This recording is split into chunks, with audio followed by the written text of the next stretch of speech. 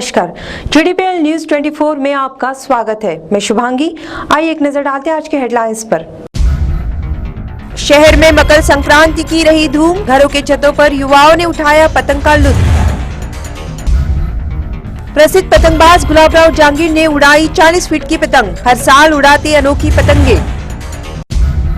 और पुलिस सिपाही की रेल से कटकर हुई मौत, पांचपौली थाने की हद में है रेलवे क्रॉसिंग, मृतक का नाम मनोज मेश्राम। और अब खबरें विस्तार से। मकर संक्रांति के अवसर पर दिन भर घर की छतों पर युवाओं ने पतंग उड़ाने का लुत्फ उठाया। अपने घरों के छतों में युवाओं ने पतंग उड़ाई, आकाश में दिन भर पतंग दिखाई दिए। मकर संक्रांति पूरे देश में गुरुवार को मनाई गई। तिल गुड़ बांटकर लोगों ने और खासकर महिलाओं ने एक दूसरे को बधाइयां, तो वहीं पतंग प्रेमियों ने घर की छतों पर से पतंग उड़ाने का मजा लूटा। इतवारी परिसर में युवाओं का भारी हुजूम देखने को मिला, जहां समूह में युवाओं ने पतंग उड़ाई। आकाश में इस अवसर पर पतंग के अलावा कुछ भी नजर नहीं आ रहा था, मानो पक्षी भी पतंगों से छुपकर कहीं बैठ गए हो। सावधानी बरतने की बात कई संस्थाएं शहर के नागरिकों को समझा चुकी है, लेकिन इन लोगों को देखकर शायद लगता है कि कहीं न कहीं इन लोगों ने इस बात को नकार दिया है। छतों की दीवारों पर भी कई युवा पतंग उड़ाते हुए खड़े नजर आए, जो दुर्घटनाओं को निमंत्रण देने जैसा लग रहा था। अगले 2 से 3 दिन इसी तरह का माहौल शहर में देखने को मिलेगा। कैमरा पर्सन आकाश वाग के साथ शमानंद ताड़ी की न्यूज GTPL न्यूज 24 के लिए। इस बार संक्रांत के मौके पर प्रसिद्ध पतंगबाज गुलाबराव जहांगीर ने 40 फीट की पतंग उड़ाई। हर साल विशालकाय पतंगों को हवा में उड़ाने में महारत रखने वाले गुलाबराव नागपुर में इंटरनेशनल काइट फेस्टिवल का आयोजन करना चाहते हैं, जिससे कि नागपुर का नाम दुनिया भर में रोशन हो जाए। हर साल मकर संक्रांति पर विशालकाय पतंगी उड़ाने में महारत हासिल रखने वाले गुलाबराव जहांगीर इस वक्त हमारे साथ मौजूद हैं। हम उनसे जानना चाहेंगे किस तरह का इस वक्त का माहौल है और किस तरह की पतंगी उन्होंने बनाई है। जहांगीर जी, क्या बताएंगे इस बारे में? इस बार माहौल पतंग का थोड़ा मेरे को कम ही लग रहा है कि हवा का माहौल नहीं बिल्कुल। और मैं यहाँ से 10 साल से पतंग उड़ाते रहा हूँ नागपुर के अंदर। जो मेरे को यहाँ पे जो मज़ा आ रहा है वो कहीं नहीं आ रहा मेरे को मज़ा, क्योंकि मैं अहमदाबाद, गोवा सब जगह उड़ा के आया हूँ। अपने करीब 10 शहरों में उड़ा के आ चुका हूँ पतंग नागपुर से बाहर, और यहाँ का जो मज़ा है वो कुछ अलग ही है नागपुर का। जहांगीर जी, इस बार क्या विशेष बनाई है? इतनी सारी पतंगे, क्या विशेष है? हाँ, इतने सारे मैंने इसलिए बनाया कि नागपुर वासियों को करीब मौका मिलना चाहिए कि अलग अलग पतंगें भी कैसी होती है, क्योंकि अभी तक ऐसी पतंग नागपुर में बहुत कम उड़ी है। क्योंकि मैंने पैराशूट टाइप की पतंग बनाया जो सर्कुलर काइट बोलते हैं जिसको, और एक है मेरी डेल्टा काइट है, दूसरी है मेरी बिग बॉस जो सबसे बड़ी पतंग अभी यहाँ की जो मैंने अभी तक उड़ाई आपके सामने दिखाया हूँ। और इसका साइज़ जो है 40 फीट वाइज 17 फीट है, और जो डेल्टा काइट है उसका साइज़ है 35 फीट वाइज 17 फीट का उसका, और ये जो मेरे सर्कुलर जो रिंग है उसकी साइज 20 फीट है।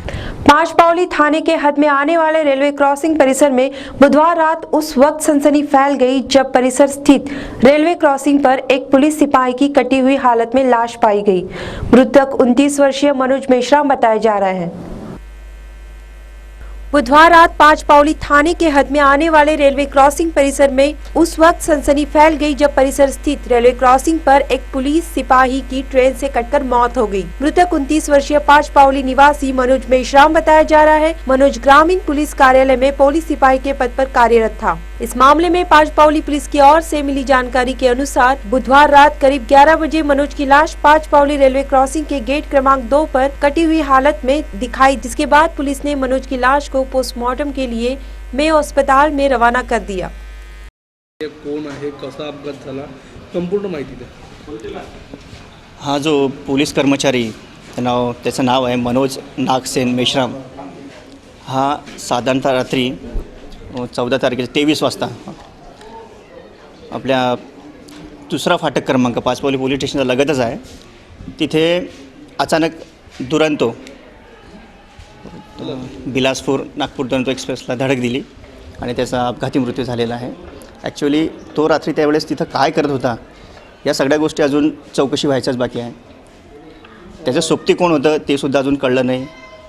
त्याची पूर्ण माहिती आम्ही करत आहोत, चौकशी करीत आहोत। जसं संपूर्ण चौकशी होईल त्याच्यानंतर आपल्याला कळेल की ॲक्च्युली तो तिथे काय करत होता, परंतु हे सगळं अपघात झालेला आहे, दुसरा काही असा प्रकार नाही आहे। पण घातपाताची शक्यता वाटते, त्याबद्दल अनुषंगाने तपास कसा राहील?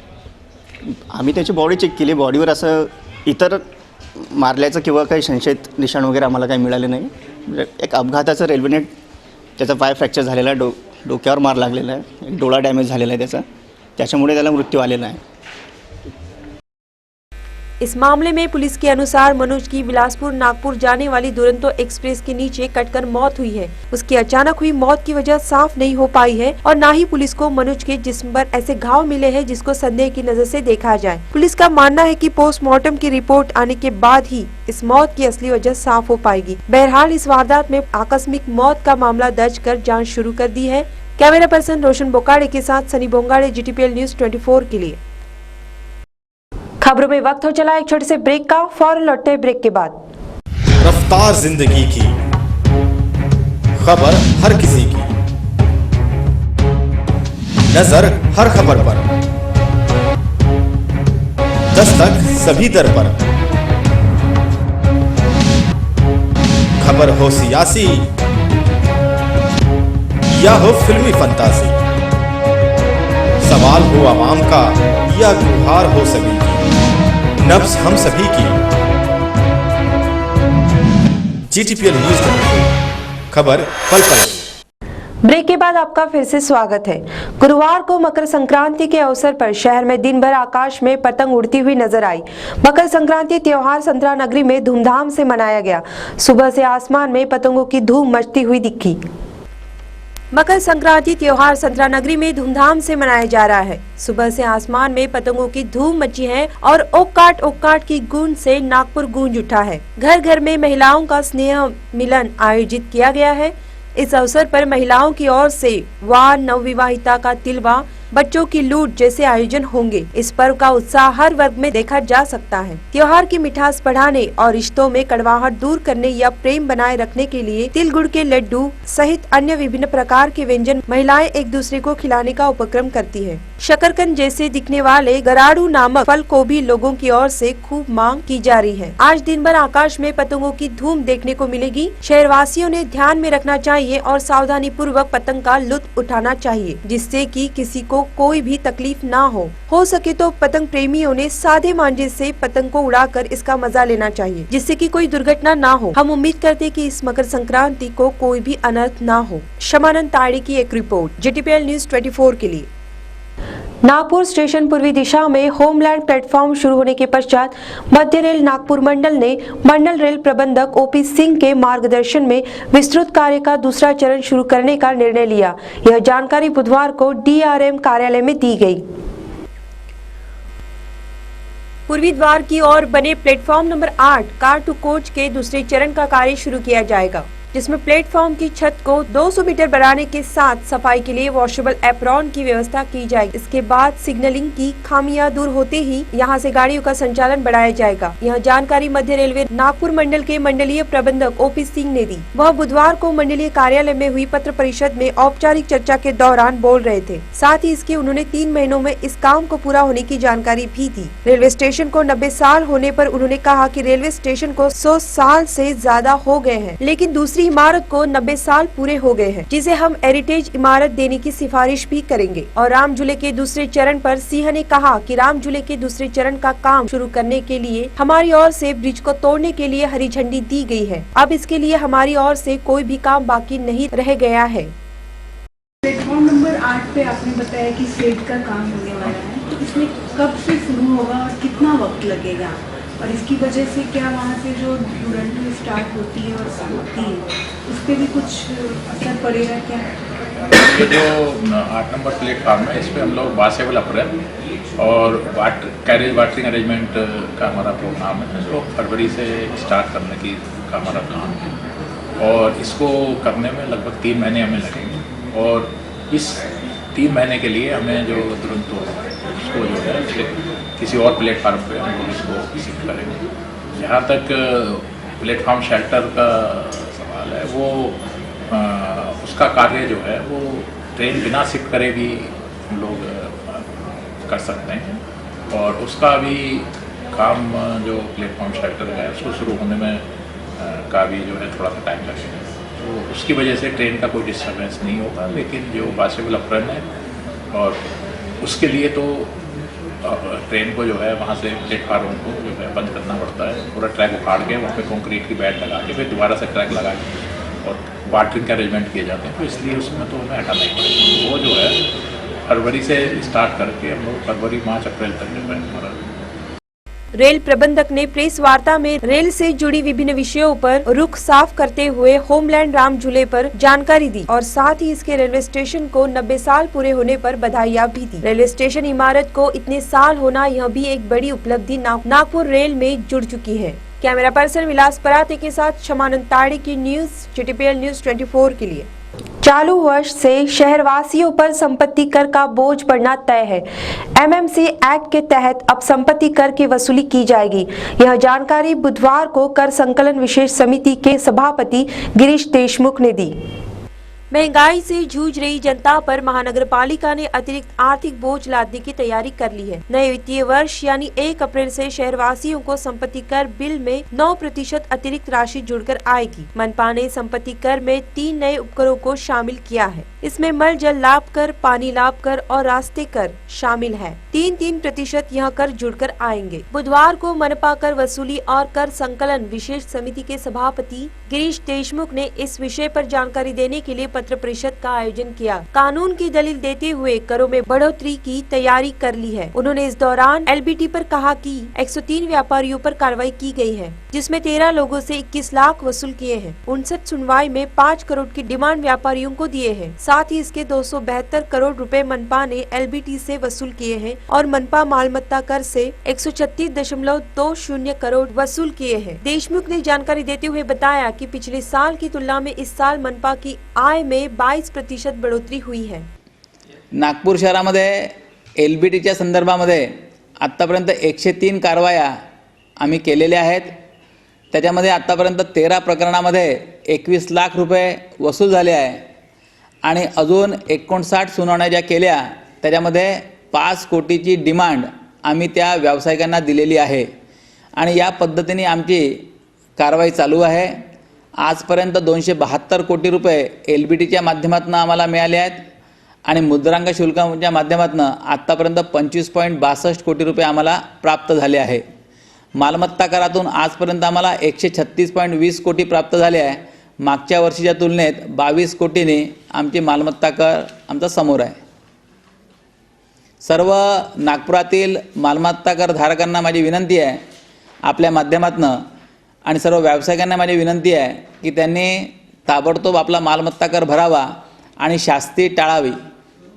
मनपा को LBT से हुए घाटे से निकालने के लिए विभिन्न करों से शहरवासियों को नुकसान उठाना पड़ सकता है। हालांकि मनपा दावा कर रही है कि शहरवासियों को ज्यादा पैसा देना नहीं होगा, लेकिन इस दावे में फिलहाल कोई भी सच्चाई नजर नहीं आती। अप्रैल महीने के बाद शहरवासियों को निश्चित ही संपत्ति कर के लिए अपनी जेब ज्यादा ढीली करनी पड़ेगी। कैमरामैन रोशन बोकड़े के साथ शमानंद ताड़ी की न्यूज GTPL न्यूज 24 के लिए। बुधवार को नागपुर विकास परिषद की ओर से राशनिंग विभाग से संबंधित समस्याओं के निवारण हेतु उप जिलाधिकारी रविंद्र कुमार को निवेदन सौंपा गया। राशन कार्ड धारक और LPG गैस धारकों पर हो रहे अन्याय अत्याचार को लेकर नागपुर विकास परिषद सामने आई है। इस परिषद ने बुधवार को नागरिकों के साथ मिलकर जिलाधिकारी को निवेदन दिया, जिसमें आम जनता को राशन दुकानदार और LPG गैस वितरकों की तरफ से किस तरह परेशान किया जाता है और भ्रष्टाचार किया जाता है, यह बताया गया। फिलहाल सरकार की तरफ से गरीब लोगों को जो अनाज दिया जाता है वो पिछले महीनों से न आने की बात सदस्य की ओर से की गई है। मैं भोला बैसवारी। हमारी मांगे ये वितरण प्रणाली जो है राशन की, उसमें बहुत ज़्यादा सुधार करने की आवश्यकता है और इसी सुधार को लेकर हम ये नागपुर विकास परिषद की तरफ से ये शिष्टमंडल आज मिलने को आया है। इसमें पहले जो अनाज का स्टॉक है वो मेंटेन नहीं होता। हर दुकान में बोर्ड लगना चाहिए, कितना अनाज मिला कितना बाकी है उसका रोज हिसाब किताब वहाँ पे लगा रहना चाहिए। ऊपर से बहुत समय पहले से इन्होंने जो अनाज लेते थे ग्राहक, उनकी रसीदें लेना बंद कर दिए। वो रसीद की शुरुआत होनी चाहिए, वो रसीद की शुरुआत होनी चाहिए, ऐसे हमारी मांगनी है। और इस प्रकार से जो भी इसमें दोस्त है वो सारे दोस्त को हमने इनको लिखित रूप में सारी शिकायतों का पुलिंदा दिया हुआ है, क्योंकि इसमें अधिकारी और राशन दुकानदार ये दोनों मिलकर ये भ्रष्टाचार में लिप्त है पूरा प्रशासन, और इसके ऊपर से नीचे तक के इसकी जड़ें जमी हुई है, जिससे कि कोई कार्रवाई होती नहीं, आम जनता की आवाज़ नहीं सुनी जाती। अब हमने निश्चय कर लिया है नागपुर विकास परिषद के माध्यम से कि हम जन जागृति हर मोहल्ले में करने वाले हैं। मी दिलीप नानवटे, नागपूर विकास परिषदेच्या आंदोलनामध्ये सहभागी होतो. नागपूर शहरात एकूण 10 लाख कार्डधारक आहेत, रेशन कार्डधारक. त्यापैकी अर्धे राशन कार्डधारक हे APLचे गटामध्ये मोडतात आणि APL हे म्हणजे ज्यांचं उत्पन्न 1 लाखपेक्षा कमी आहे अशा सर्व कार्डधारक असे 5 लाख नागपूर शहरातील कार्डधारक आहेत. ह्या 5 लाख कार्डधारकांना गत ऑक्टोबर महिन्यापासून राशन मिळणं बंद झालेलं आहे. त्याकरता आम्ही आज हे आंदोलन केलेलं होतं आणि इथे कलेक्टरला आम्ही आज या संदर्भात निवेदन दिले. कोणते मुद्दे मांडले तुम्ही? त्याचा आम्ही प्रथमतः मुद्दा हा मांडला की जे APL धारक आहे त्यांना धान्य मिळत नाही आहे, तर ते धान्य त्यांना पूर्ववत सुरू करावं हे आम्ही त्यांना मागणी केली.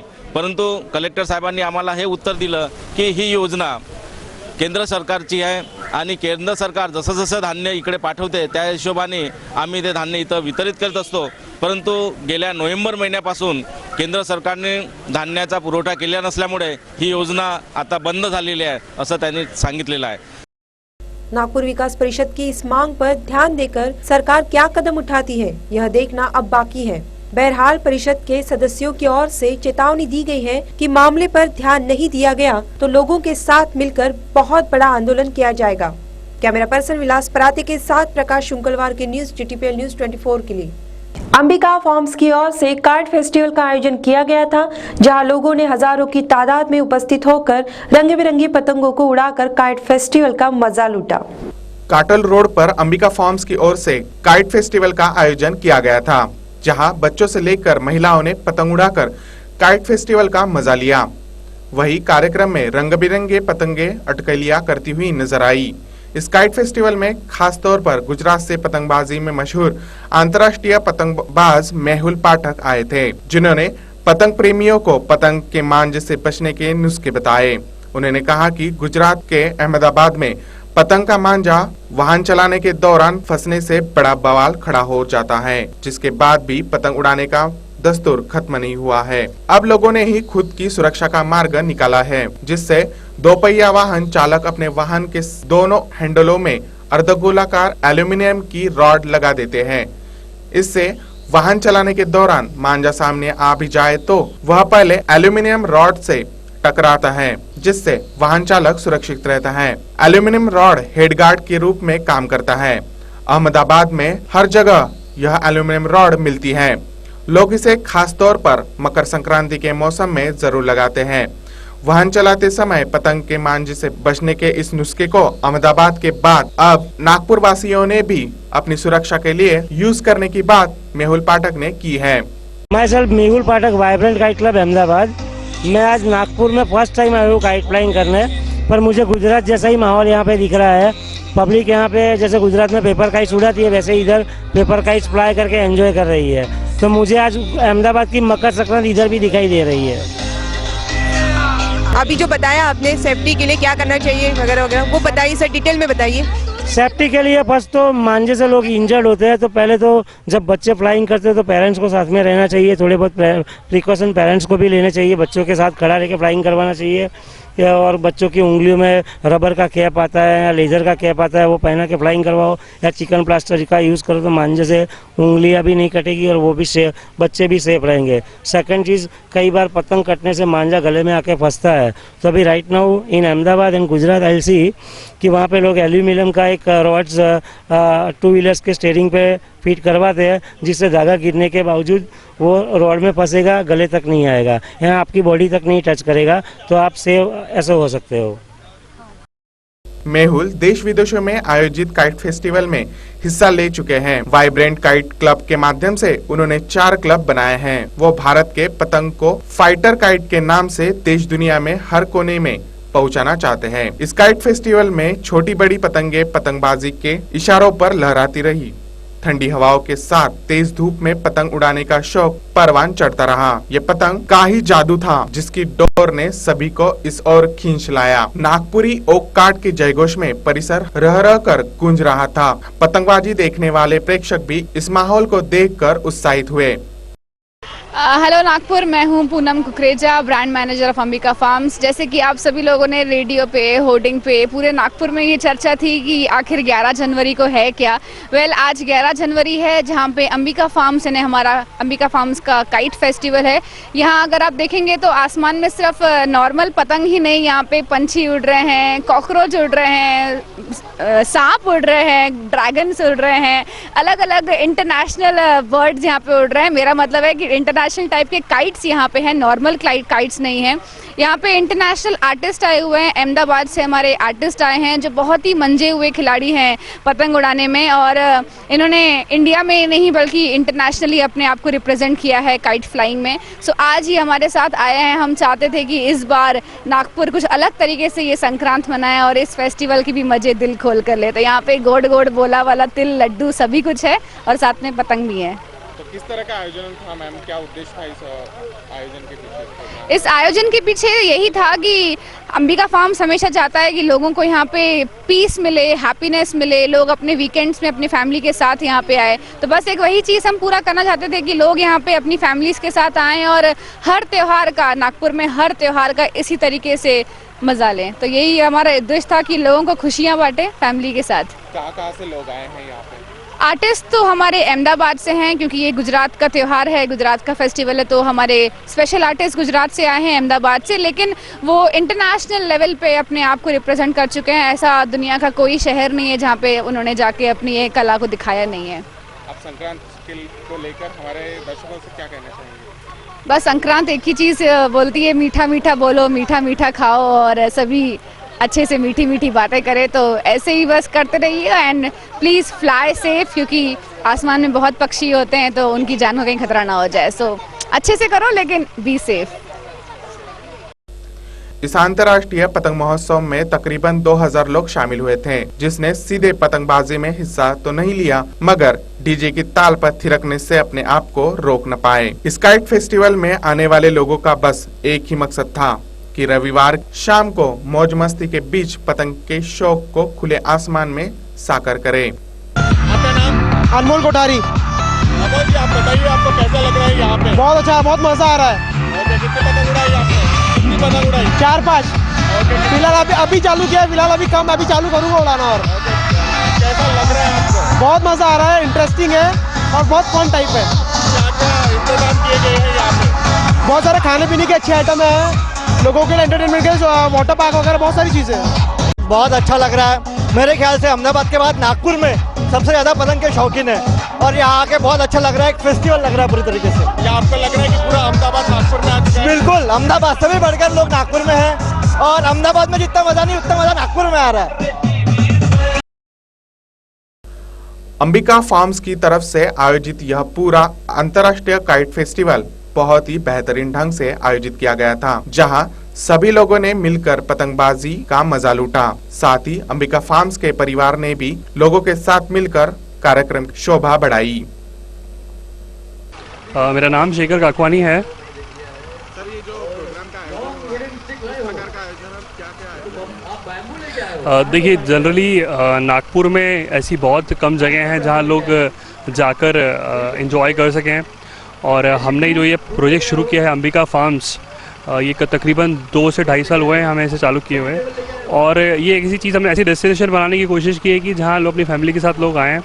और आज हमेशा जिस तरीके से लोगों को एक उम्मीद रहती है कि अंबिका फार्म्स में कुछ न कुछ नया किया जाए, तो इस बार हम लोगों ने सोचा कि कुछ नया, और एक जो मकर संक्रांति का एक त्यौहार है जो गुजरात में इतने अच्छी तरीके से, इतने उत्साह से मनाया जाता है, तो हम चाहते थे कि नागपुर के लोग भी उसे एंजॉय करें, लोग आएँ और एक ह्यूज एरिया में पतंग उड़ाएं, क्योंकि शहर में इतनी ज़्यादा बिल्डिंग और इतनी ज़्यादा एक्सीडेंट्स होने के चांस रहते हैं। तो ये एक ऐसी जगह है जहाँ पर लोग आ सकते हैं और इस तरीके के इवेंट कर सकते हैं, इस तरीके के चीज़ों को एंजॉय कर सकते हैं। फिलहाल कितने लोग, आपको क्या लगता है कितने लोग हैं? तकरीबन 2000 लोग हैं, मुझे तो दिख रहा है। यहाँ पर काफ़ी गाड़ियाँ हैं, काफ़ी लोग एंजॉय कर रहे हैं और काफ़ी खुशी हो रही है कि सिर्फ 3 से 4 दिन में हमने जो प्लानिंग किया, ये एक इवेंट को ऑर्गेनाइज़ किया और लोगों ने इसको इतने उत्साह से पसंद करके वो यहाँ तक आए हैं। क्या हर साल यही इवेंट हर साल? ज़रूर, जब इतना हमें 3 से 4 दिनों की तैयारी में हमें इतना ज़्यादा रिस्पांस मिला है और लोग इतना एंजॉय कर रहे हैं, तो हम ज़रूर चाहेंगे इसे रेगुलर करना हर साल की तरह। जी पार्टिसिपेट तो नहीं किया है लेकिन बहुत मज़ा आ रहा है, बहुत एंजॉय कर रहे हैं, मेरी बेटी भी बहुत एंजॉय कर रही है। और बस इट्स लाइक यहाँ पे है ड्रैगन है और उसकी बर्ड्स की हैं और भी बहुत सारी वैरायटीज़ हैं पतंग की। बहुत अच्छा लग रहा है। ये है कि इतना बड़ा फेस्टिवल है, ये काइट फेस्टिवल फर्स्ट टाइम हो रहा है नागपुर में, इससे पहले किसी ने कराया नहीं है, फर्स्ट टाइम ऑर्गेनाइज करवाया हमने यहाँ पे और बहुत मज़ा आ रहा है, बहुत एंजॉय कर रहे हैं, सबको बहुत मज़ा आ रहा है, सब बहुत एंजॉय कर रहे हैं। आप सेफ्टी के लिए कुछ कहना चाहेंगे? पतंग उड़ाते समय कैसे खबरदारी? सेफ्टी हाँ हमने वैसी ही वो करवाई है, वो मांझा यूज़ नहीं करें नायलॉन का, वही है सेफ्टी बस। इस अंतर्राष्ट्रीय पतंग महोत्सव में लोगों ने सभी पतंगों का बहुत मजा लुटा और सभी लोगों के चेहरे पर एक अलग ही खुशी सबको दिख रही थी। कैमरा पर्सन अतुल गवे के साथ प्रकाश शुक्लवार की न्यूज JTP न्यूज 24 के लिए। शहर के 5 सितारा होटल तुली में सिग्मा स्कूल सर्विस की ओर से 2 दिवसीय वर्कशॉप का आयोजन किया गया, जिसमें मौजूद करीब 50 से ज्यादा बच्चों ने वर्कशॉप में सिखाई गई कला का प्रदर्शन किया। रविवार को शहर के 5 सितारा होटल तुली में सिग्मा स्कूल सर्विस की ओर से 2 दिवसीय वर्कशॉप का आयोजन किया गया, जिसमें तकरीबन 50 के करीब बच्चों ने हिस्सा लिया। इस वर्कशॉप में बच्चों को मेडिटेशन, सॉन्ग मेडिटेशन, आंखों पर पट्टी बांधकर कलर और नंबर की पहचान करना जैसी विभिन्न एक्टिविटीज सिखाई गई। इस खास मौके पर मौजूद बच्चों ने बताया कि वह सिग्मा स्कूल सर्विस से काफी कुछ नया सीख रहे हैं, जिसके चलते उनको बौद्धिक मार्गदर्शन के साथ ही उनका बौद्धिक विकास भी तेज हो रहा है। मानवीर सलूजा।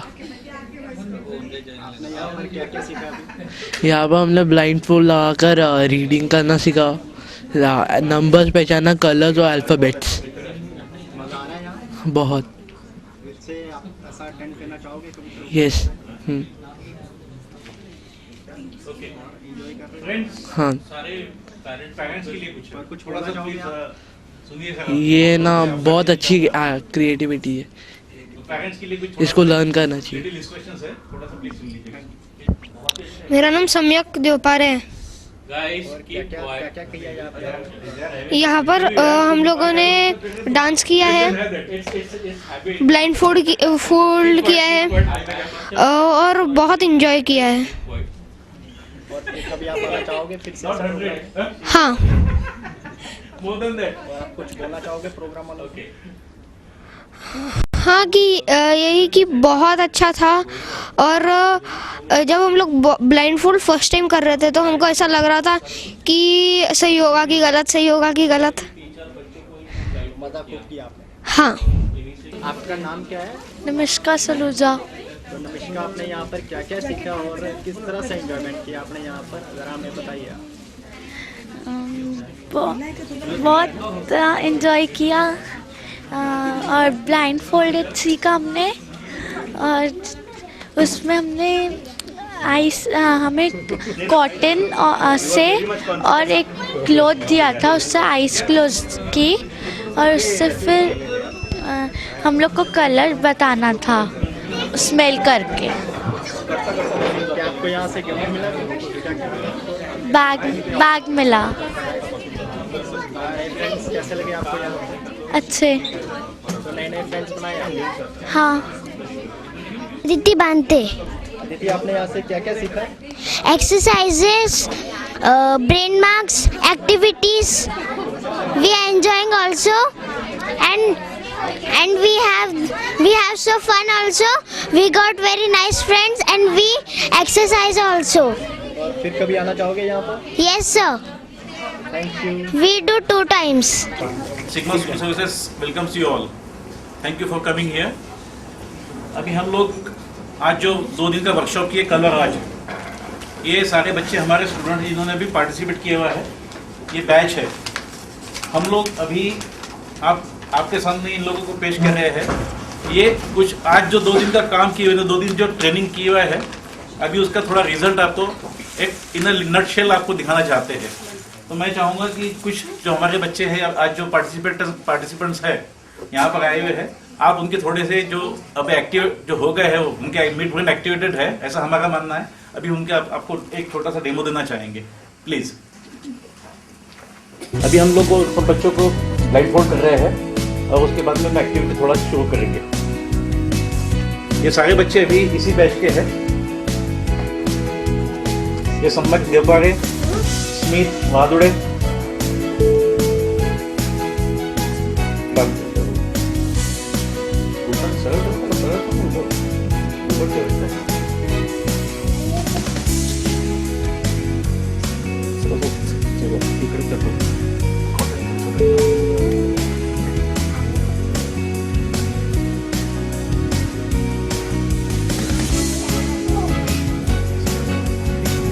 विश्वजीत, शांत,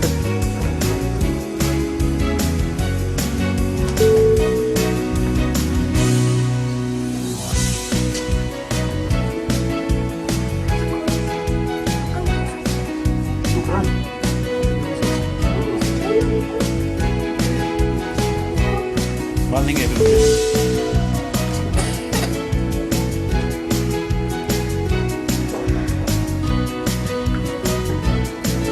ये भी कुछ हम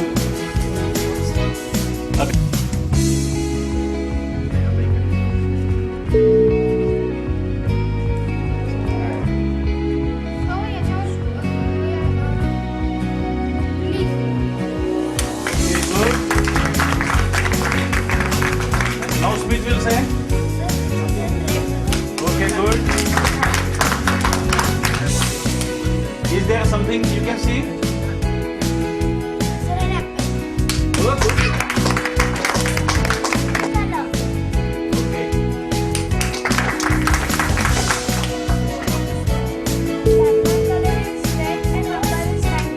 Good. Yeah.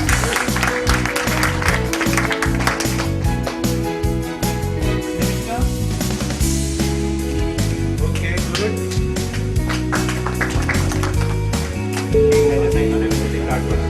बहुत जल्दी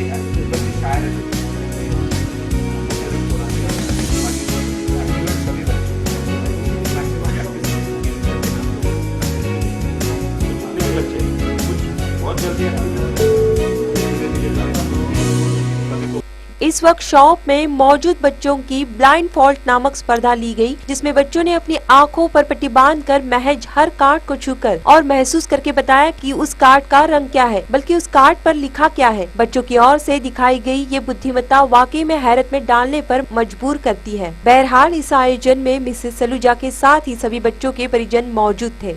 कैमरा पर्सन सुशांत मिश्रा के साथ सनी भोंगाड़ी की रिपोर्ट GTPL न्यूज 24 के लिए। अब चलते चलते एक नजर हेडलाइंस पर।